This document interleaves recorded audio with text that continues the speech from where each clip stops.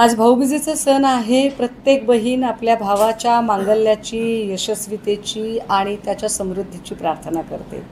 आणि महाराष्ट्रातली तर प्रत्येक बहीण आपल्या भावाला ओवाळताना इडापिडा जाऊ दे, बळीचं राज्य येऊ दे. कारण बळी समतेने वागवणारा, ममत्वाने आपल्या प्रजेशी वागणारा राजा होता. सो अशा राजाचं राज्य येऊ दे ही प्रार्थना आजच्या दिवशी बहीण करते. मला वाटतं आज खऱ्या अर्थानं या प्रार्थनेची गरज आहे. सकाळी ज्या पद्धतीने भाऊबीजेची सुरुवात झाली, मला वाटतं की इडापिडा जाऊ दे आणि भावाचं राज्य येऊ दे. भाऊ माझा सुखी राहू दे, त्याचा वंशवेलू गगनाला भिडू दे. हो, खरं तर मी राखी पौर्णिमेच्या निमित्ताने उद्धव साहेबांना ओवाळण्यासाठी स्वतः राखी बांधण्यासाठी जात असते. मात्र दिवाळी गावी असते, त्यामुळे भाऊबीजेला जाणं होत नाही. पण आज सकाळी स्वतः सन्मान्य पक्षप्रमुखांचा फोन आला.